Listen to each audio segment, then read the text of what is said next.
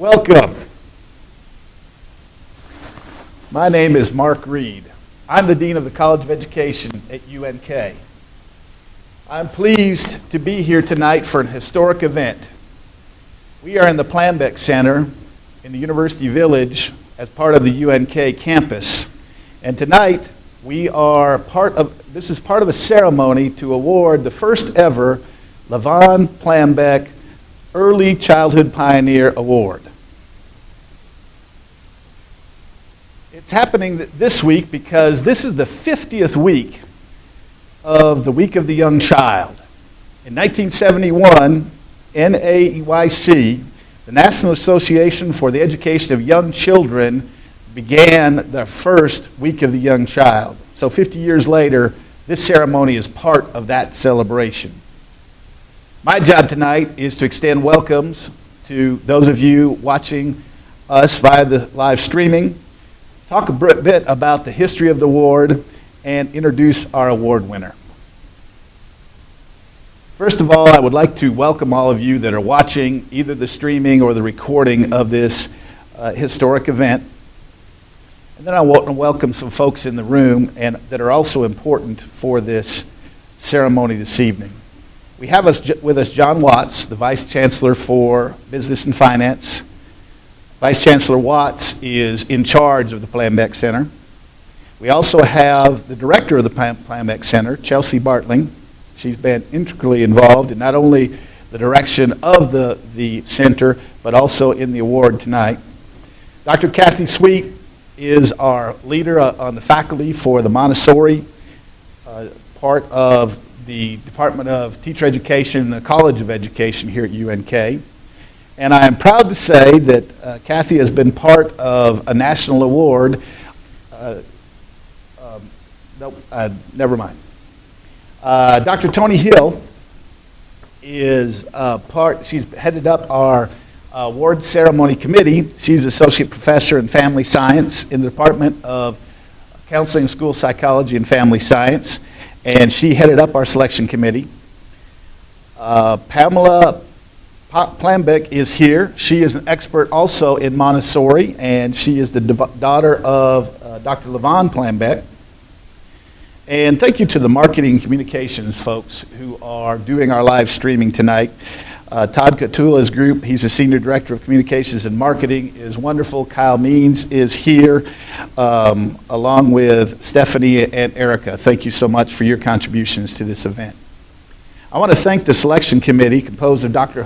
Tony Hill, who I've already mentioned, Director Chelsea Bartling, who I've already mentioned, Dr. Paula Thompson, and also I want to give a nod to the Early Childhood Committee in the College of Education that's chaired by Don Mollenkoff. They were part of this selection process. So as we've said, this is the first time we're going to give out the Plambeck Award, but actually in 2019, Dr. Lavon Plambeck received a Pioneer Award herself. And then in the intervening time, that award very appropriately took on her name. So it is now the Dr. Lavon Plambeck Early Childhood Pioneer Award. Dr. Plambeck is truly a pioneer. She is a legacy, a living legacy. She's an entrepreneur. She has opened Montessori centers in Nebraska and Colorado and points beyond.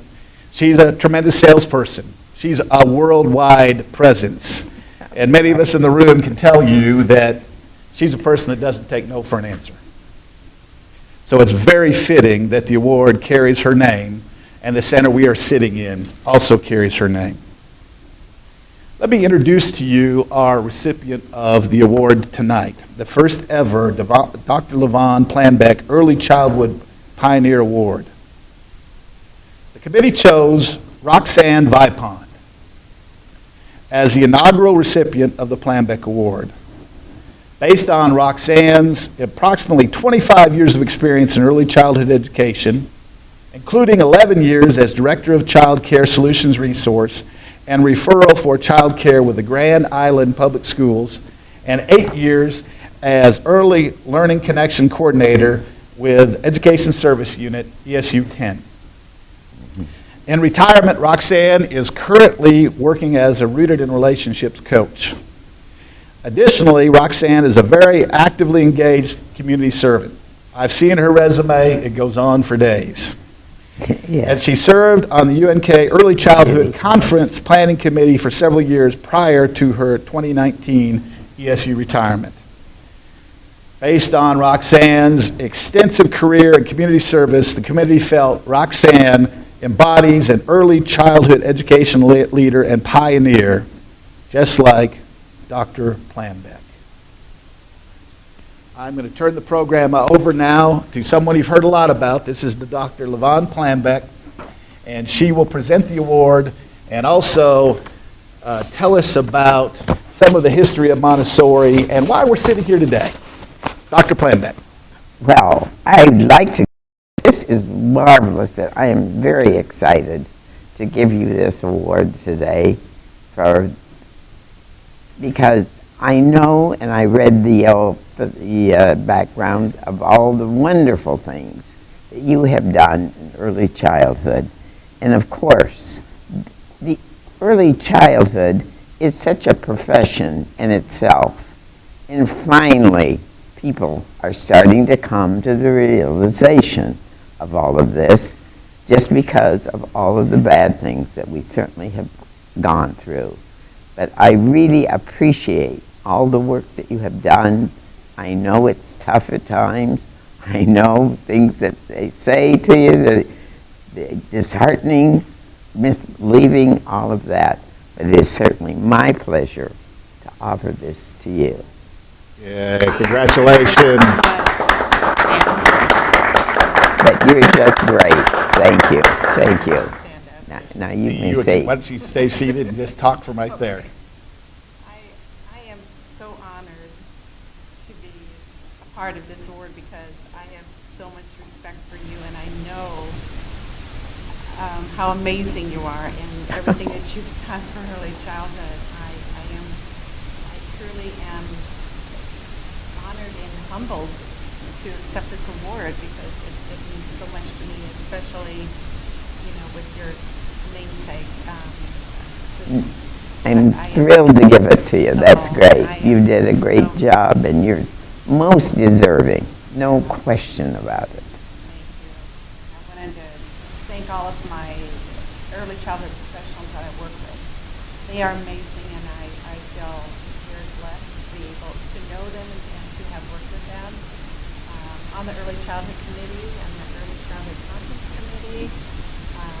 It's just a pleasure there. They're true, dedicated professionals, so I feel very, very humbled to be a part of it. Thank you very much. You're certainly welcome. That's terrific. Ladies and gentlemen, the first ever recipient of the Dr. Lavon Plambeck Early Pioneer Childhood Award, Roxanne Vipond.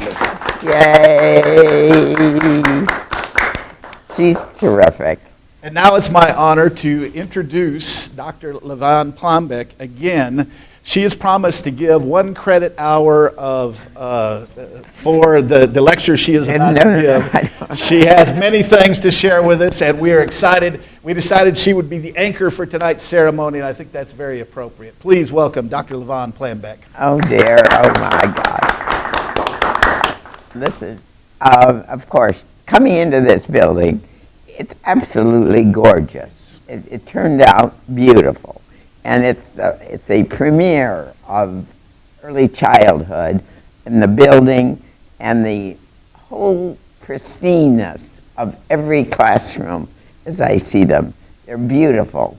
We are now, because of this whole devastation of this panoramic thing that we've just gone through and COVID-19 and all of them, coming to the realization now that early childhood is coming into parents finally waking up. Oh, my children are now brilliant. They're smart, and I don't know what to do with them, and the daycares are closing. Now, number one, this is not a daycare. Montessori and the field of early childhood education, with the quality that we need, is more than that. It is really a profession. It is the basic profession of all other professions. And I wish people would start start waking up and come to the realization of the importance of early childhood, because the love, the hates, the drives, and the desires are all formed at the minute you're born. And maybe, I don't know about prior, but anyway, that's when they're, so come on. Now, if you don't have that, then I don't know how the other profession goes on. Well, it goes on, and that's why we get disasters every now and then, and that's why we've got many going on today around the world. But the most important, and that was the reason that I looked into Dr. Maria Montessori, the first Italian physician, which carries one of the classrooms here, and we hopefully will carry 2 or 3 or 4 as we get into it. However, Dr. Montessori, being also a scientist and feeling that she really, after medical school, went on to study the early years of children. And this is when she came up not only with her philosophy, because I'd like to know, with all educational units, what is their philosophy in their teaching strategies that they have. But the other part that she gave us were the materials that work. And it's the materials, and then you understand the philosophy, and then putting those two together to make it work. So as if I'm born with this idea, and every child carries within him a secret. And sometimes we still carry that secret, even at my age. Can you believe it? You know what that secret is? To become the person I someday will become. That child is not in so many words can say that, but for their sense of order, for their coordination, their concentration, their independence, or I should now say leadership that we're going to need. How do you do that? So what she came up with was the way you set up the learning materials. In learning materials, we have for daily living activities, for sensorial, for math, for language, for culture, for music, art. The whole thing is there within that classroom.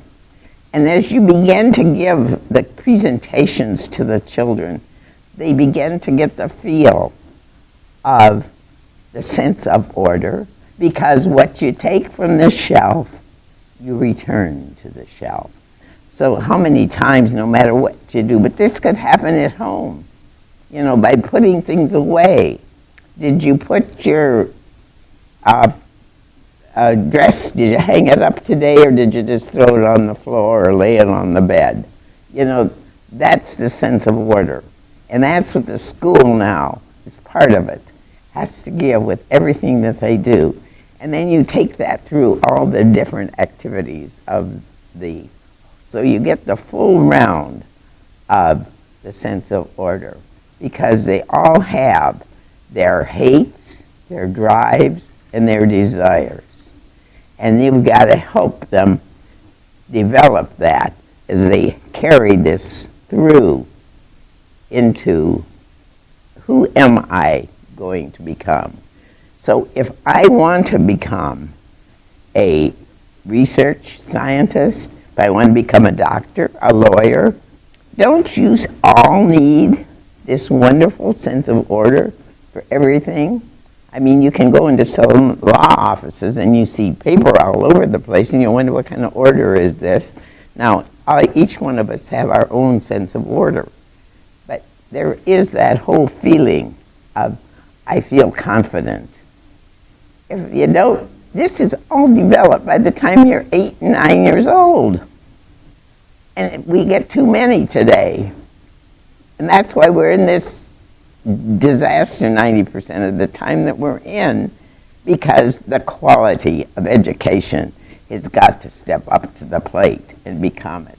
And I am thrilled that the University of Nebraska here at Kearney have had the foresight, as they've always been known for their whole educational background for many, many years, that they now added the profession of Montessori education, giving a degree that we so desperately need. It is a profession, because if you want to become a financial manager that we have sitting here, you better have some of this background of order, coordination, concentration, and leadership in your realm of what you're going to be.